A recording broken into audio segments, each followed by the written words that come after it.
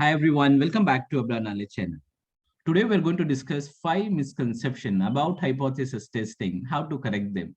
Number one, firstly, remember hypothesis testing reaches conclusion about parameters, not about statistic, right? Whatever the parameter you take it, then you're reaching to conclusion about those parameters.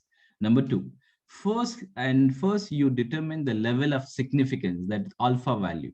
Alpha value is a very interesting subject, but generally it is a zero point zero 0.05, that is confidence, level, or you take it, I mean, 95 percentage confident, that is 0.05.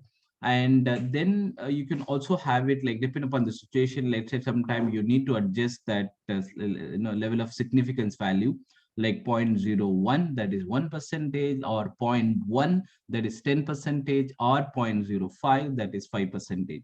You can adjust it, right? This enables, why we need to do that? Here is the answer. This enables you to then determine the critical value, the p value, right? P value is closely associated with your confidence level, whether you wanted to go with the 95 percentage, 99 percentage, or 90 percentage, right? A different level of significance leads to different critical value as such. Number three, a small or low p value indicate the small probability that h naught, that is null hypothesis, true. Large p value indicate that probability that h naught is true. That means, for example, let's say you are getting it 0.01, that is 1 percentage. That means we're rejecting the null hypothesis, right? And that is a small no, probability that h naught is true, right? That's what we are rejecting the null hypothesis. Let's say on the other side, if you're getting like zero point 0.4, that is 40 percentage, that means we are do not reject the null hypothesis, right? So that's what it says. A large or bigger, the maximum possibility that indicate that probability h naught can be true, right? So easy way to remember all of these things is, if the p value is low, then h naught must go.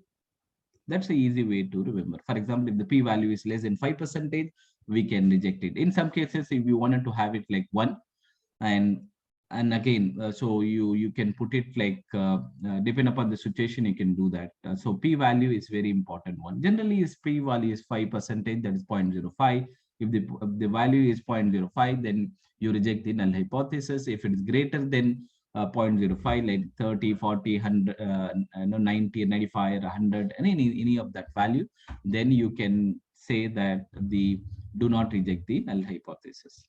So now the fourth point is very interesting: parameter and non parametric test and non-parametric test. Parametric test is rely upon assumption and some data you have. You know the standard deviation. You know that sample mean. You know that standard error of mean, and so on. All the parameter you know. That's what parameter testing it is called, right? Sample is drawn to know the parameter of the population, right? Example is a one sample t test, so two sample t test, t mean tail, right? Tail test, right? Z test. Now that non-parametric test is do not necessarily rely upon assumption. It's a distribution free test and fewer assumption. Data has to be there in the ranking, but you do not have the clear numerical interpretation. Then you can very well use chi-square test as such. The last but not the least, an important component for any well-executed statistical analysis is to clearly communicate the result. Thus, it is not sufficient to end the analysis with the conclusion that reject the null hypothesis or do not reject the null hypothesis. You must interpret the result, clearly reporting whether or not the claim regarding the population parameter of interest can be justified on the basis of sample information. I hope you enjoyed this video. Please do like, share, subscribe my channel. You have wonderful day ahead.